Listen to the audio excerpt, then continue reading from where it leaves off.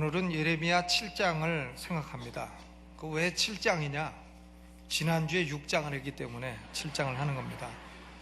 근데 이 예레미야서는 설교하기가 쉽지 않고 읽기도 쉽지 않고 적용하기도 쉽지 않습니다. 그럼에도 불구하고 예레미야서는 우리가 이 시대에 꼭 읽을 필요가 있습니다. 존 하네만이라고 불리우는 설교자는 예레미야서를 읽어야 될 세 가지 이유가 있다, 그렇게 말했어요. 첫째는 우상 숭배에 대해서 가장 강력하게 경고하고 있는 책이 예레미야서다 하는 거고, 둘째는 예레미야는 하나님의 종으로 40년간 울면서 사역을 했다. 그러니까 하나님을 섬기는 것은 결코 공원에서 그저 놀러 다니고 이런 것이 아니라 때로는 고통도 있고 때로는 희생도 있고 헌신이 필요한 일이다, 이걸 보여주는 겁니다. 그러니까 하나님을 섬긴다 하면서도 헌신이 없는 섬김은 안 된다. 섬김과 희생과 봉사가 있어야 된다, 이걸 말해주는 것이고, 세 번째로는 예레미야의 생애는 고통을 당하다가 장가도 못 가고 사람들에게 거절당하고 구덩이에 갇히고 참 매맞고 이렇게 했습니다마는 하나님의 말씀을 증거한 그의 삶의 영향력은 영원 대대로 미치고 있다. 진리의 영향력은 이렇게 큰 것이다. 이 세 가지 이유로 예레미야서를 공부할 필요가 있다고 그렇게 말했습니다. 예레미야 7장은 일명 성전 설교라 이렇게 불리웁니다. 왜냐하면 2절에 보니까 너는 여호와의 집 문에 서서 이 말을 선포하여 이르라. 이 예레미야가 이 설교를 어디서 했는가 하면 성전 문 앞에서 했어요. 그래서 이것을 성전 설교, 템플 설몬이라 이렇게 말하는 것입니다. 성전 설교를 예레미야는 한 번 한 게 아니라 두 번 했습니다. 예레미야 7장과 예레미야 26장의 내용이 동일해요. 그런데 예레미야 26장 1절을 보면 언제 이 설교를 했느냐, 그 시간이 나오고 있습니다. 유다왕 요시야의 아들 여호야김의 주기 초에 여호와께로서 이 말씀이 임하니라 그랬어요. 주전 609년 요시야 왕은 죽고 그 아들 여호야김이 왕이 되었을 때에 그때 주기 초에 성전에서 예레미야가 한 설교라 하는 얘기입니다. 요시야 왕은 여러분 아시다시피 훌륭한 왕이었습니다. 종교개혁을 행한 왕이었습니다. 요시야는 어린 나이에 즉위했지만 성전을 수리하려고 했습니다. 그 성전을 수리하다가 율법책을 발견했습니다. 그 율법책이 바로 신명기였습니다. 그래서 요시야는 신명기를 쭉 읽다가 유다에 임한 재앙과 모든 재난은 시내산에서 하나님과 맺은 언약을 어긴 것의 원인이 있구나, 이것을 발견했습니다. 그래서 요시야는 스스로도 회개하고 스스로도 개혁을 하고 국가적으로 대대적인 종교개혁을 일으켰습니다. 우상을 파괴하고 성전을 수리하고 말씀을 가르쳤습니다. 그런데 39살의 나이로 애굽과 전쟁을 하다가 애굽 왕 바론 느고에게 그만 사망하고 말았어요. 요시야가 죽고 나니까 그 아들 여호야김이 왕이 되었는데, 여호야김이 다시 아버지가 파괴했던 우상을 다시 세우는 겁니다. 왕 하나 잘못 세우니까 나라가 망해요. 여호야김이 다시 왕이 되더니 우상을 다시 세우니까 요시야 때의 백성들은 피상적으로 따라가고 하다가 피상적으로 종교개혁을 하다가 여호야김이 다시 우상을 세우니까 우상숭배로 돌아갔습니다. 이걸 뭐라고 합니까? 본병이 도졌다.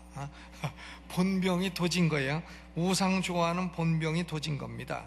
이런 시대적인 위기, 영적인 전환기로 돼 좋아지는 전환기가 아니라 악화되는 전환기에 예레미야가 설교한 것입니다. 1절에 보니까 여호와께로서 예레미야에게 말씀이 임하니라 그랬어요. 이 예레미야가 이걸 뭘 부지런히 연구하고 공부하고 누구한테 배우고 그래서 알게 된 게 아니라는 거예요. 하나님의 말씀이 예레미야에게 임했다.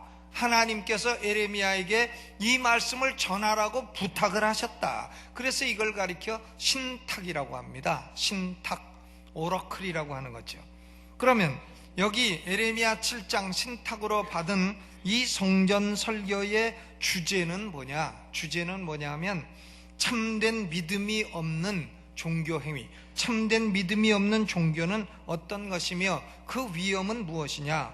다른 말로 하면 구원의 확신이 없이 하나님을 섬기는 종교 생활, 이것을 종교적 위선이라 하는데, 종교적 위선은 어떤 위험이 있느냐? 겉으로는 종교적이로되 속으로는 참된 믿음, 구원받을 만한 믿음, 세이빙 페이스가 없는 경우에 어떻게 되느냐? 이 종교적인 위선의 문제를 다루고 있는 겁니다.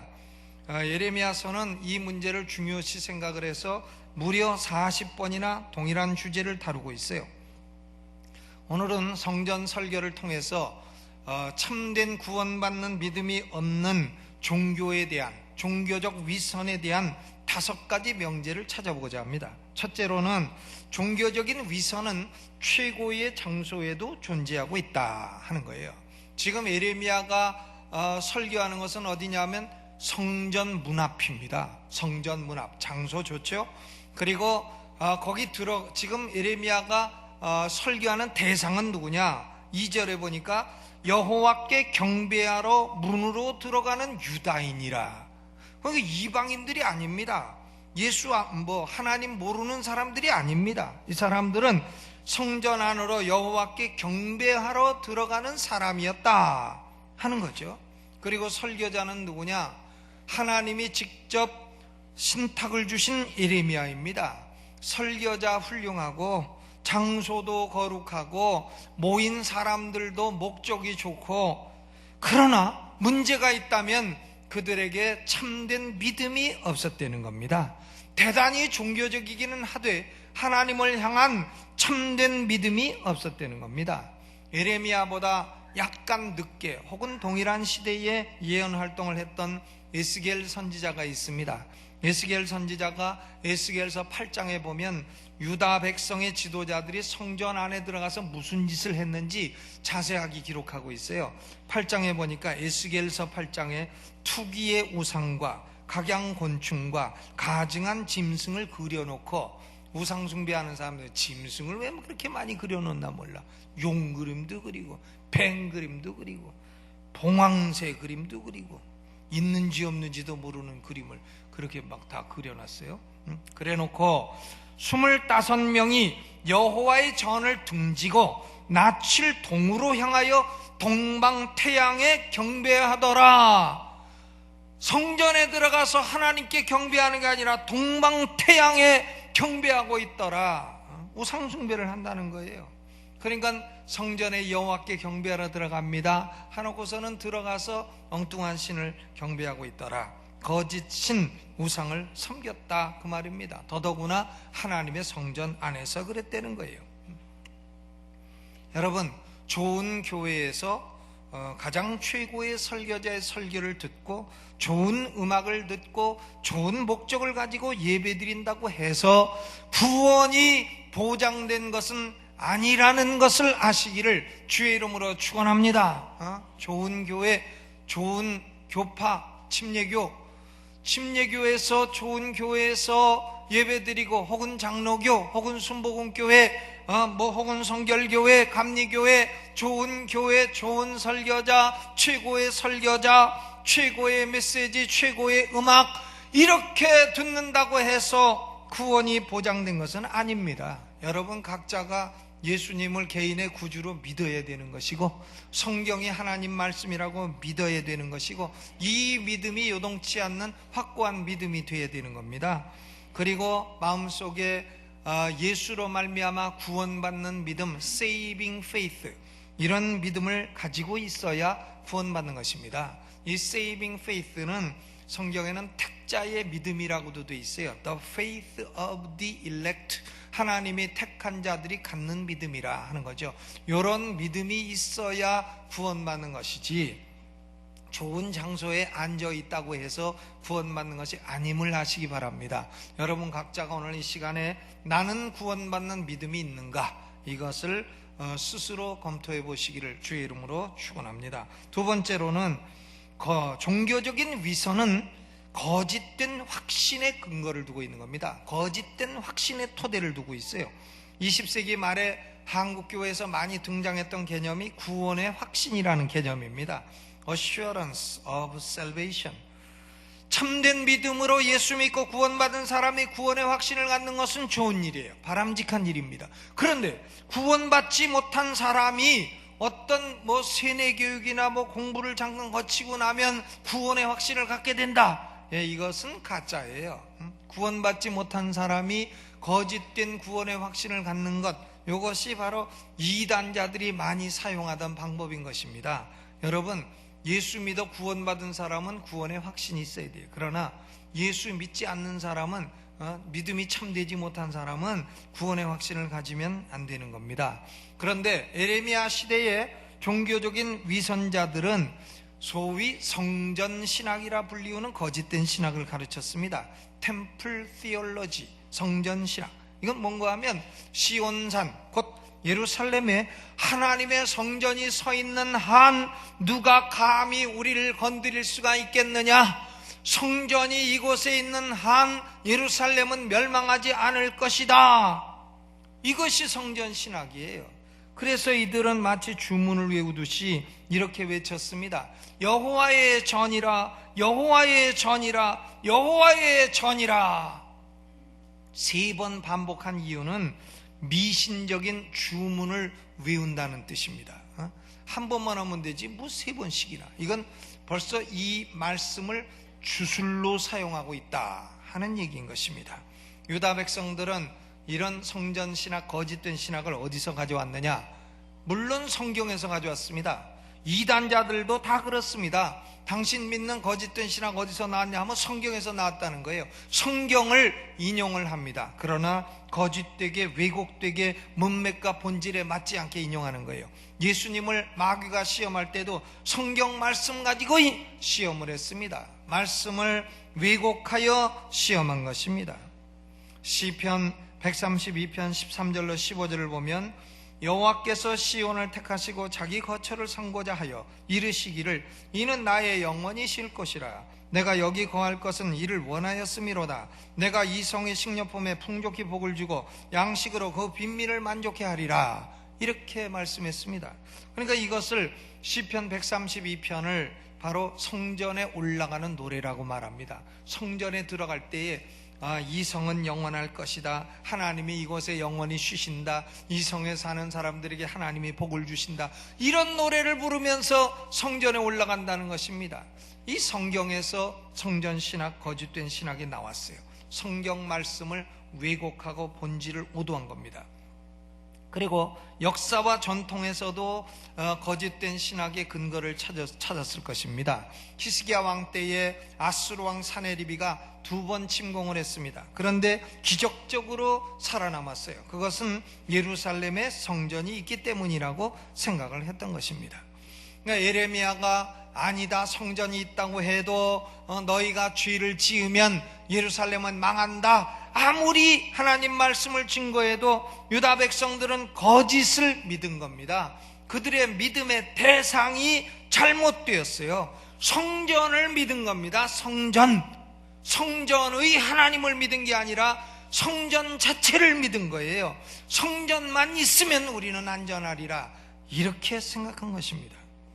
성전을 두신 하나님의 본심에는 아무런 관심이 없어요. 여러분, 하나님이 성전 짓는데 돌을 썼냐, 금을 썼냐, 은을 썼냐, 이런 데 관심이 있는 줄 아십니까? 죄인이 성전에 옵니다. 죄인이 성전에 올 때는 죄물을 갖고 오는 거예요. 죄인은 죄물을 갖고 오면서 내가 죄를 지었는데 이 죄물이 대신 죽습니다.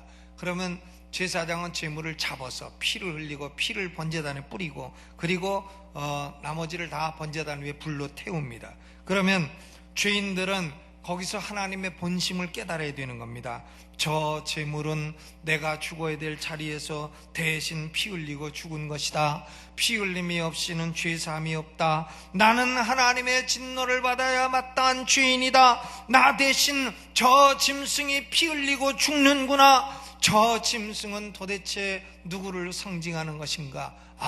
메시아를 상징하는 것이로구나. 나는 메시아의 속죄가 필요한 죄인이로다. 이걸 깨달아야 성전에서 바른 하나님의 본심을 깨닫는 것이죠. 성전 자체를 믿어서는 안 되는 겁니다. 속죄 제물이 되실 메시아를 믿어야 되는 것입니다. 그러므로 성전이란 뭐냐? 예수 그리스도를 믿어야 죄사함을 받을 수 있다고 하는 그림책인 것입니다. 성전 자체가 믿음의 대상이 아닌 것이에요. 유다 백성들은 거짓된 신학을 가지고 또한 거짓된 확신을 가졌습니다. 10절에 보니까 내 이름으로 일컬음을 받는 이 집에 들어와서 내 앞에 서서 말하기를 우리가 구원을 얻었다 하느냐 그랬어요. 거짓된 신학을 가지고 성전 안에만 들어오면 구원받았다고 생각을 하고 하나님 앞에 서서 우리가 구원을 받았나이다 말한다는 것이에요. 그러나 하나님은 너희는 못 받았다 말한다는 거예요. 여러분, 여기서 중요한 건 믿음의 대상이 뭐냐, 이게 중요하다는 겁니다. 여러분, 믿음의 대상은 뭡니까? 믿음의 대상이 그 믿음의 가치를 결정해 주는 거예요. 어떤 분은 그렇게 말합니다. 예수를 믿으려면 내 주먹을 믿겠다. 그 사람 믿음의 대상이 자기 주먹입니까? 그러니까 그 사람 신앙은 조폭신앙이라. 또 어떤 사람은 예수를 믿으려면 내 은행 잔고를 믿겠다. 그 사람 신앙은 은행 신앙. 은행 망하면 같이 망하는 신앙. 또 주먹 이거 약해지면 같이 망하는 그런 믿음인 겁니다. 그러니까 믿음 자체도 중요하지만 믿음의 대상이 누구냐가 중요한 거예요. 우리는 죄인입니다. 그런데 우리가 누구를 믿음의 대상으로 해야 됩니까? 예수 그리스도. 우리를 위해서 피 흘려주신 예수 그리스도가 믿음의 대상이요, 예수 그리스도를 보내주신 성부 하나님이 믿음의 대상이요, 또한 우리에게 하나님과 예수 그리스도를 믿게 해주시는 성령님만이 믿음의 대상인 것입니다. 삼위일체 하나님만이 믿음의 대상이요, 이런 믿음만이 구원받는 믿음인 줄로 믿으시기를 주의 이름으로 축원합니다. 어떤 분은요, 당신 예수 믿느냐? 좋다. 나는 부처를 믿겠다. 나는 마호메트를 믿겠다. 나는 공자를 믿겠다. 나는 또 누구 있나요? 누굴 믿겠다. 좋아요.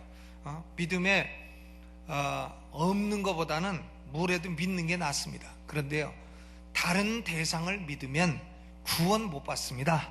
그거 하나만 말씀드리는 거예요. 아무 믿음도 없는 사람보다 뭔가 하나라도 믿는 사람이 행동에도 확신이 있고 그렇죠. 그러나 한 가지 기억할 것은 예수 그리스도와 삼위일체 하나님을 대상으로 하지 않는 믿음은 사죄와 칭의와 구원과 부활의 은혜를 받을 수가 없다는 것입니다. 그러므로 여러분, 믿음의 바른 대상을 갖게 되시기를 주의 이름으로 축원합니다. 세 번째로 거짓된 믿음, 종교적인 위선은 삶을 보면 알 수 있다는 거예요. 삶이 거짓된 행동으로 나타난다는 것입니다. 8절로 9절 함께 읽어보죠. 8절 9절 같이 읽어봅니다. 시작. 너희가 무익한 거짓말을 우려하는도다. 너희가 도적질하며 살인하며 간음하며 거짓 맹세하며 바알에게 분향하며 너희의 알지 못하는 다른 신들을 쫓으면서 내 이름으로 일컬음을 받는 이 집에 들어와서 내 앞에 서서 말하기를 우리가 구원을 얻었다 나이다 하느냐. 밖에 나가서 하는 짓을 보면 도적질하고 살인하고 간음하고 거짓 맹세하고 바알에게 분향하고 우상숭배하고 이런 못된 짓들을 다 하면서 성전에 들어와서는 구원받았습니다 하느냐, 그 말이죠. 요새는 어른들도 죄 많이 짓지만요, 애들도 죄를 많이 지어요. 어떤 아버지가 아들이 8살이 돼갖고 8살, 야, 이놈도 커가는구나, 성교육을 바로 시켜야 되겠다 해가지고 8살 된 아들을 부른 거예요. 야, 아빠가 너한테 참 이런 것까지 교육시켜야 되는지 잘 모르겠지만은 내가 오늘은 너에 대해서 너에게 성교육을 좀, 성에 관한 걸 좀 물어보려고 한다 하니까 8살짜리가 뜨거 앉더니 그러더라는 거야. 아빠, 마음 문 여시고 뭐든지 모르는 거 있으면 물어보세요. 뭘 모르시는지 물어보라고 그랬다나. 그러니까 아빠가 교육시키려다 도리어 요새는 교육을 받습니다 그래요. 도적질하고 살인하고 간음하며 거짓 맹세하고 바알에게 분향을 하더라. 그러면서 성전에 와서는 내가 구원을 받았나이다 한다는 겁니다. 여러분, 이 9절의 죄악을 보면 십계명의 핵심 부분을 다 어기는 거예요. 십계명, 하나님의 법을 이처럼 멸시하면서 구원의 확신이 있다고 말하는 것은 거짓된 확신이라는 것입니다. 이것은 마치 성전을 도적의 소굴로 만드는 것과 같다는 거예요. 밖에 나가서는 도적질하고 간음하고 들어와서 성전에 와서 구원받았다고 말합니까? 성전이 도적의 소굴입니까? 여러분, 구원은 예수를 믿음으로 받습니다. 십계명 지켜서 구원받는 게 아니에요. 십계명 지켜서 구원받습니까? 그런 거 아닙니다. 그런 건 율법주의예요. 그건 잘못된 신학이에요. 예수를 믿으면 구원받습니다. 그러면 십계명 갖다 던져버립니까? 아닙니다. 구원받은 사람은 그 마음의 신비에 십계명이 기록이 되어 있는 거예요. 기록이 돼서 거룩하신 하나님의 법으로 존중하게 되는 것입니다. 십계명을 멸시하고 어기기를 두려워하지 않는 사람은 구원받은 사람이 아닙니다. 구원의 확신이 있다고 말해도 그건 가짜 확신이다 그 말이에요. 십계명을 100% 다 지킬 수 있는 분은 역사상 예수님 한 분뿐이었습니다. 우리는 십계명을 다 지키질 못해요. 그렇다고 해서 십계명을 버리거나 십계명을 일부러 어기거나 그래서는 안 됩니다. 성도들은 십계명을 마음 신비에 새기는 것을 사랑하고 존중하고 또 살다가 어긴 경우에는 회개하여 돌이켜야 되는 겁니다. 예수 믿고 구원받은 사람은 십계명을 사랑하고 존중하게 돼 있다 그 말이에요. 십계명 지켜서 구원받는 것은 아니지만 십계명을 사랑하게 돼 있다 하는 것입니다. 그런데 십계명은 뭡니까? 십계명이에요. 십계명 1계명 뭡니까? 모르겠는데요. 그럼 곤란해요. 1계명 1신 2상 3망 4안 5부 6살 7간 8도 9고 10탐. 이게 무슨 방언이냐? 1신 너는 나 이외에 다른 신을 내게 있게 말지니라. 2상 하늘에 있는 것이나 땅 위에 있는 것이나 바닷속에 있는 것이나 아무 형상이든지 만들지도 말고 절하지도 마라. 공군 육군 해군 아무것도 만들지도 말고 절하지도 마라. 세 번째 3안 안식일을 기억하여 거룩히 지키라. 주의를 지키려는 거죠. 넷째 3망이지. 여호와 이름을 망령되 일컫지 마라. 헷갈릴 때도 있는 거예요. 4 뭡니까? 안식일을 기억하여 거룩히 지키라. 5 부모를 공경하라. 6 뭐죠? 살인하지 말지나. 7 간음하지 말지나. 8 도적질하지 마라. 9 거짓말하지 마라. 10 이웃의 아내나 이웃의 집이나 재물을 탐내지 마라. 이게 십계명이에요. 그러니까 그 계명은 우리가 예수 믿으면 참 모르긴 몰라도 다 외우진 못해도 때로는 헷갈려도 그것이 마음 신비에 옳은 법이다. 이게 딱 기록이 돼 있다는 거예요. 그래서 예수 믿고 구원받은 사람은 그 법을 따라 살고자 한다는 것입니다. 요한일서 2장 3절 4절에 보면 우리가 그의 계명을 지키면 이로써 우리가 저를 아는 줄로 알 것이요 저를 아노라고 그의 계명을 지키지 아니하는 자는 거짓말하는 자요 진리가 그 속에 있지 아니하다. 예수를 아노라 하고 계명을 지키지 않는 자는 거짓말하는 자라 그랬어요. 아무리 뭐 예언을 많이 하고 기적을 행하고 뭐 부흥회를 많이 하고 그래도요, 하나님의 법을 무시하고 불법을 행하는 자들은 주 예수님이 재림하시는 그때에 불법을 행하는 자들아 내게서 떠나가라 이 음성을 듣게 되는 겁니다. 그러니까 마태복음 7장하고 예레미야 7장하고 동일한 내용을 다루고 있어요. 불법을 행하는 자들은 천국에 들어갈 수 없다, 이걸 다루고 있는 것입니다.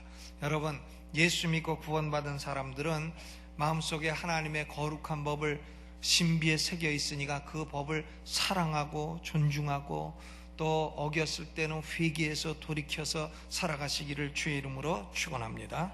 네 번째로 오늘 본문에 보니까 종교적인 위선은 하나님 앞에 다 드러나게 되는 겁니다. 다 폭로되고 노출되고 만나는 거예요. 죄를 짓고도 나는 나도 몰라 너도 몰라 다 몰라. 아닙니다. 하나님은 아십니다. 11절 내 이름으로 일컬음을 받는 이 집이 너희 눈에는 도적의 구렬로 보이느냐. 보라 나 곧 내가 그것을 보았노라. 여호와의 말이니라. 나 곧 내가 그것을 보았노라. 여호와의 말이니라. 하나님은 위선자들이 성전 밖에서 행하는 짓도 보시고 성전 안에서 행하는 짓도 보시고 모두 다 보고 계신다. 그거죠. 우리는 자기 자신을 속일 수도 있고 남을 속일 수도 있어요. 그러나 하나님을 속일 수는 없는 겁니다. 하나님 앞에는 벌거벗은 자처럼 모든 위선과 불법이 다 드러나게 될 겁니다. 그러니까 빨리 손들고 항복하고 예수님 내가 불법을 많이 행했으니 내 죄를 씻어주시고 용서하여 주옵소서. 그리고 예수님께 죄를 토하고 회개하고 돌이키시기를 주의 이름으로 축원합니다. 다섯 번째로 종교적인 위선은 결국은 심판을 받게 된다 하는 말이죠. 12절로부터 15절까지를 같이 읽어봅니다. 시작. 너희는 내가 처음으로 내 이름을 둔 처소 실로에 가서 내 백성 이스라엘의 악을 인하여 내가 어떻게 행한 것을 보라.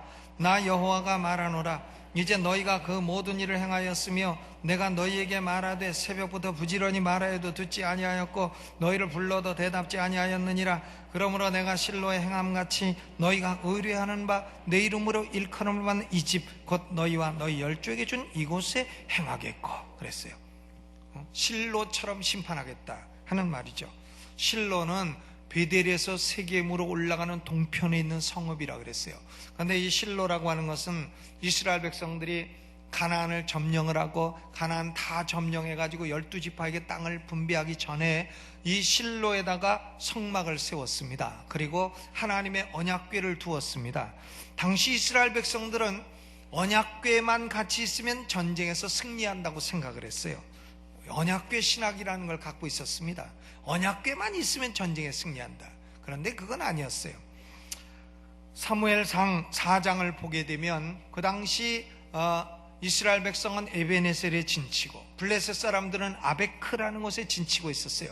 이 전쟁을 아베크 전투라고 부르는데, 그런데 이스라엘 백성들은 전쟁에 지게 되니까 언약궤를 가져와라 해서 언약궤를 앞에 세우고 전쟁에 나가서 싸웠는데 그만 져버렸습니다. 언약궤도 뺏겨버리고 블레셋에 뺏겨버렸어요. 사무엘상 4장에서 뺏기고, 그리고 제사장 엘리의 두 아들 홈니와 비느하스는 전쟁에서 죽어버리고, 제사장 엘리는 비둔해가지고 나이 90이 넘었는데 의자에 앉아있다가 두 아들 죽었다는 소식을 듣고 넘어져가지고 목이 부러져 죽고, 그리고 비느하스, 엘리의 둘째 아들 비느하스의 며느리가 아들을 낳는데 며느리는 아들 이거 뭐고 다 귀찮다 아들 이름을 이가봇이라 영광이 떠나갔다고 지어라.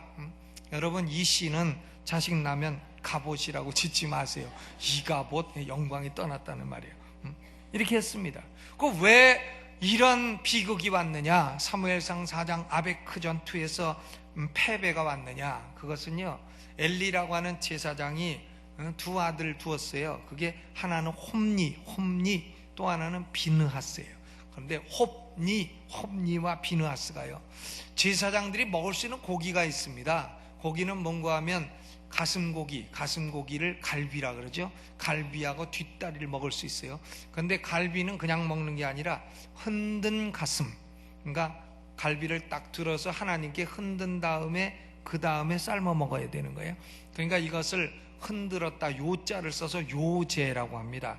가슴고기는 요제로 먼저 여호와께 드리고 그 다음에 삶아 먹어라. 그럼 뒷다리 고기는 무거우니까 거제, 들었다만 놓고 먹어라. 거제, 하나님께 그래도 들었다 놓고 먹어라. 그냥 먹지 말고. 식사할 때 어른 계시면 어른이 그래도 뭐 한 숟가락 잡수신 그 다음에 먹는 거 아니에요. 그러니까 이걸 거제라 그래. 들것자, 거제로 드린 다음에 먹어라. 그러니까 갈비와 뒷다리 고기를 먹어라.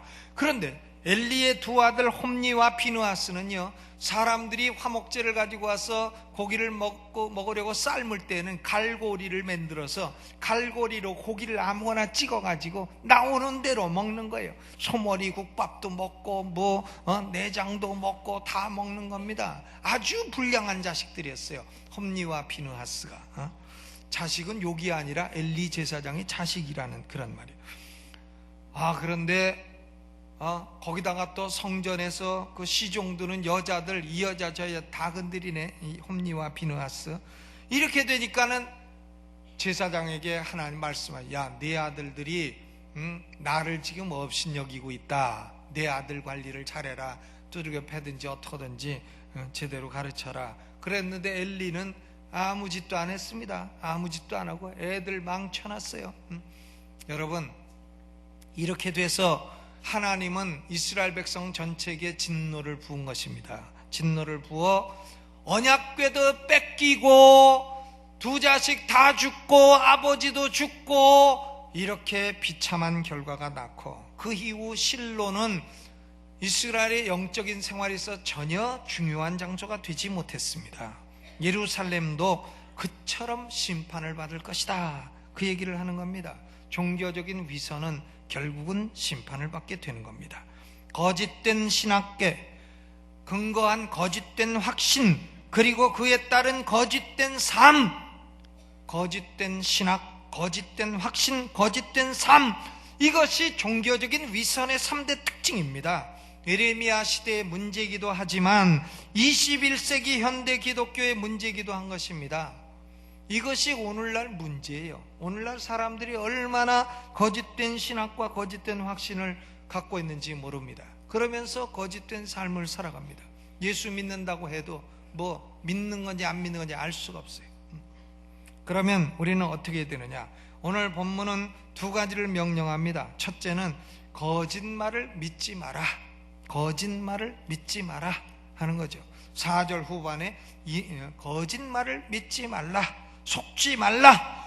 이 세상에 수없이 많은 거짓말이 횡행합니다. 사회에도 거짓말이 많고 교과서에도 거짓말이 많아요. 교과서에도 천지를 무슨 뭐가 진화가 됐다고요? 빅뱅이 어쩐다고요? 교과서에도 거짓말이 많아요. 천지가 인간이 원숭이가 진화돼서 인간 됐다고요? 원숭이는 2000년 전, 3000년 전 원숭이, 지금도 원숭이고 앞으로 2000년 뒤에도 원숭이입니다. 노래도 몰라요? 원숭이 똥구멍은 빨개. 예전에도 빨개고 지금도 앞으로도 빨갈 겁니다. 그게 하얘지질 않아요. 그런 거짓말을 교과서에 써놓습니까? 그걸 학문이라고 합니까? 교과서에도 거짓말이 많고 또 사회적으로도 거짓말이 많고 영계에도 거짓말이 많습니다. 영계에도요. 무슨 신령한 목사 따라다니지 마세요. 거짓말이 많아요. 오로지 진실은 이 성경 66권인 줄로 믿으시기를 주의 이름으로 축원합니다. 성경 66권이에요. 성경 66권 믿고, 그리고 자기가 소속된 교회에서 하나님께 헌신해서 전도하고 선교하고 열매를 맺고 사는 것이 아름다운 것이고, 성도들끼리, 선한 성도들끼리 서로 교제하며 사는 것이 아름다운 겁니다. 속지 말라, 이것이 첫째 명령이고, 둘째는 3절입니다 3절 읽어보죠. 시작. 만군의 여호와 이스라엘의 하나님이 이같이 말씀하시되 너희 길과 행위를 바르게 하라. 그리하면 내가 너희로 이곳에 거하게 하리라. Amend your ways and actions. 너희의 길과 행동을, 잘못된 것을 고쳐라, 혹은 reform, 개혁을 해라 하는 말씀이에요.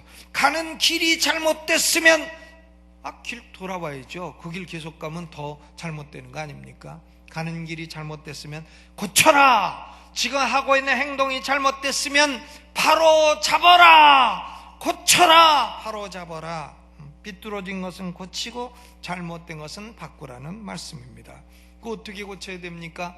바른 신앙과 바른 확신과 바른 삶, 바른 행동, 이런 방향으로 고치라는 것입니다. 여러분, 오늘 이 말씀 듣고 계시다가 여러분 삶 가운데 내가 삐뚤어진 것이 있다, 이것은 틀림없이 하나님의 법에 삐뚤어졌다, 십계명을 봐도 이것은 삐뚤어졌다, 잘못됐다 하면 그거 계속 삐뚤은 대로 가지 마시고 오늘 딱 바르게 고치시기를 주의 이름으로 축원합니다. 오늘 어떻게 하라고요?